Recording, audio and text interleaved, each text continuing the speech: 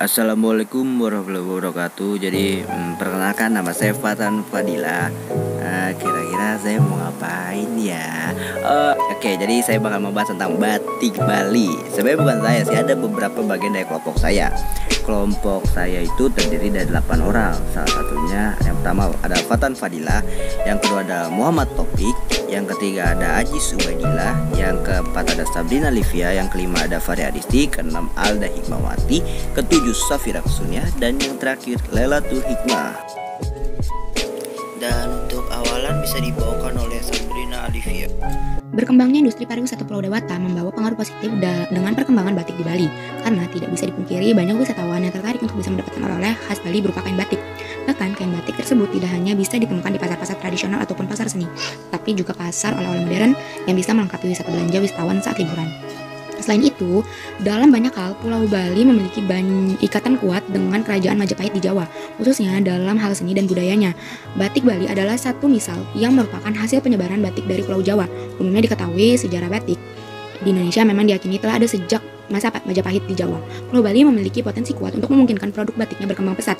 Selain karena merupakan destinasi pariwisata andalan Indonesia, masyarakat Bali juga terkenal memiliki kepandaian yang tinggi dalam olah seni. Alhasil, karya batiknya pun menawarkan nilai seni tersendiri dan banyak diminati. Dalam fungsinya, masyarakat Bali menggunakan batik untuk berbagai keperluan.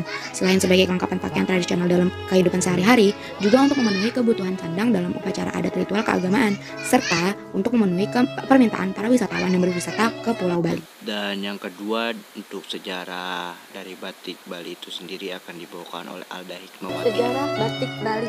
Industri batik Bali dimulai sekitar tahun 1970 yang dipelopori antara lain oleh Pandai Ketut Krisna yang berasal dari Banjar TGH, Desa Batu Bulan, Sukawati Gianyar, Bali. Pada awalnya, Ketut Krisna masih menggunakan teknik batik cap dengan bantuan alat tenun yang manual atau biasa disebut dengan alat tenun. Masyarakat Bali sendiri sebenarnya menggunakan kain batik dalam berbagai aktivitas yang erat kaitannya dengan upacara adat atau ritual keagamaan, yaitu kain batik yang diikatkan pada bagian pinggang juga dijadikan sebagai ikat kepala atau dalam bahasa Bali diistilahkan dengan udeng. Kain batik di Pulau Bali tidak terbatas sebagai budaya tradisional dan ritual. Motif batik Bali sampai sekarang masih berkembang dengan diciptakan motif-motif baru sesuai dengan budaya Bali.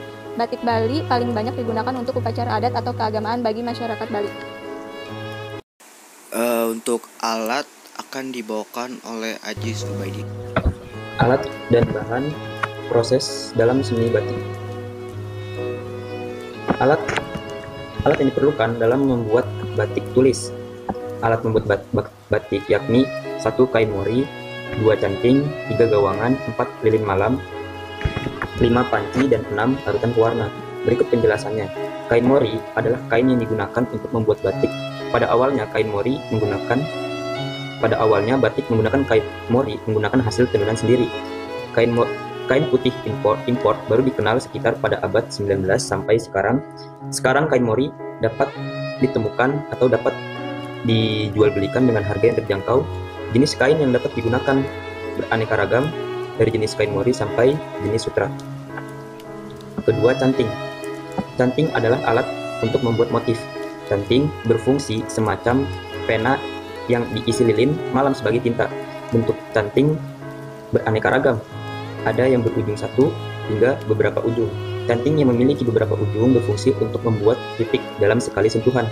Sedangkan canting yang berujung satu berfungsi untuk membuat garis, lekukan, dan sebagainya. Canting terdiri dari 3 bagian. Pegangan canting terbuat dari bambu. Terdapat mangkuk sebagai tempat lilin malam, dan ujung yang berlubang sebagai ujung tempat pena. Selanjutnya, gawangan dan lilin malam. Gawangan merupakan tempat untuk menyampirkan kain yang dipakai untuk membuat batik atau kain mori atau lain sebagainya. Sebelum lilin digunakan, lilin perlu dicairkan dengan cara dipanaskan, semisal dipanaskan dengan kompor. Lilin malam dalam proses pembuatan batik dapat berfungsi untuk menahan warna agar tidak masuk ke dalam serat kain. Selanjutnya, panci, kompor, dan larutan pewarna. Panci dan kompor berfungsi untuk memanaskan, sedangkan pewarna batik yang digunakan berasal dari bahan-bahan yang setiap daerah berbeda-beda, sehingga pewarna yang digunakan setiap daerah hasilnya pun berbeda-beda. Sekian alat dan penjelasan singkat mengenai alat-alat yang digunakan dalam seni batik. Untuk bahan akan dibawakan oleh Muhammad Taufik. Bahan-bahan batik Bali. Kain mori bisa terbuat dari sutra atau katun. Canting sebagai alat pembentuk motif. Gawangan tempat untuk menyampirkan kain. Lilin malam yang dicairkan. Panci dan kompor kecil untuk memanaskan. Larutan pewarna. Kain mori juga dimanfaatkan sebagai bahan baku pembuatan kain batik. Selagi sebagai kain kafan, bahan baku batik, dan bahan pakaian, kain mori pun dimanfaatkan sebagai kain layar dan kain saringan tahu. Kain mori pada intinya merupakan kain tenun yang terbuat dari kapas. Canting dipergunakan untuk melukiskan cairan malam, membuat motif-motif batik yang diinginkan. Gawangan adalah perkakas yang berfungsi untuk menyangkutkan dan membentangkan mori sewaktu di batik. Lilin yang dibuat dari bahan parafin ini sekarang banyak dimanfaatkan tidak hanya saat listrik yang padam, tapi juga perayaan ulang tahun, makan malam romantis, hingga pengusir lalat. Itulah manfaat lilin biasanya. Wajan ini berfungsi sebagai tempat penampungan lilin batik ketika sedang dilelehkan dari kondisi awal yang beku. Kompor kecil adalah alat yang berfungsi memberikan sumber panas ketika proses melelehkan lilin batik untuk memberi warna pada kain batik.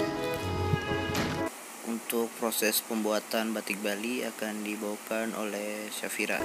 Proses pembuatan batik Bali. Langkah pertama adalah membuat desain batik yang biasa disebut Molani. Langkah kedua adalah melukis dengan lilin malam menggunakan canting dengan mengikuti pola tersebut. Ketiga, menutupi dengan lilin malam bagian-bagian yang akan tetap berwarna putih. Tahap berikutnya, proses pewarnaan pertama pada bagian yang tidak tertutup oleh lilin dengan mencelupkan kain tersebut pada warna tertentu. Setelah dicelupkan, kain tersebut dijemur dan dikeringkan. Setelah kering, kembali melakukan proses pembatikan, yaitu melukis dengan lilin malam menggunakan canting. Kemudian dilanjutkan dengan proses pencelupan warna yang kedua. Proses berikutnya menghilangkan lilin malam dari kain tersebut dengan cara meletakkan kain tersebut dengan air panas di atas tungku. Setelah kain bersih dari lilin dan kering, dapat dilakukan kembali proses pembatikan dengan penutupan lilin. Proses selanjutnya adalah ngelorot, di mana kain yang telah berubah warna direbus air panas. Tujuannya adalah untuk menghilangkan lapisan lilin sehingga motif yang telah digambar sebelumnya terlihat jelas. Proses terakhir adalah mencuci kain batik tersebut dan kemudian mengeringkannya dengan menjemurnya sebelum dapat digunakan dan dipakai.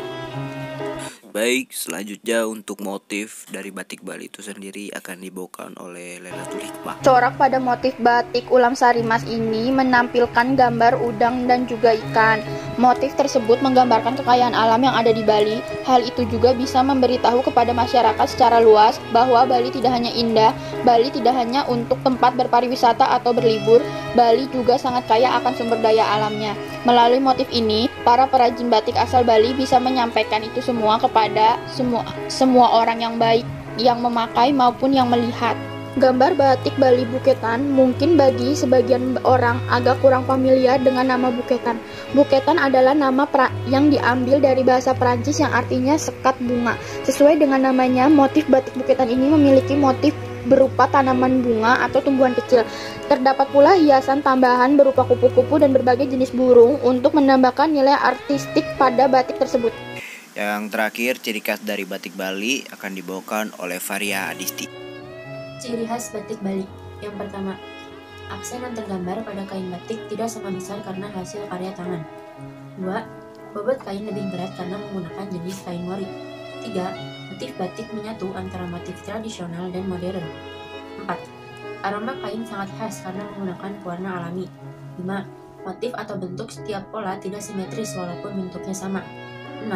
Memiliki corak objek wisata dari nuansa alam Bali seperti bunga kamboja dan juga bunga kembang sepatu, corak burung atau ikan, juga gambaran dari kegiatan sehari-hari masyarakat Bali tersebut. Semua motif atau corak tersebut dikemas dan dituangkan dalam bentuk batik yang khas dari Bali tersebut. 7. Memiliki corak atau motif budaya seperti upacara ngaben atau agama di Bali. 8. Memiliki corak dan juga mitologi dari makhluk gaib seperti kala, barong, buta, dan singa bersayap seperti yang ada pada. Ya, mungkin segitu saja. Kurang lebihnya mohon maaf. Wassalamualaikum warahmatullahi wabarakatuh.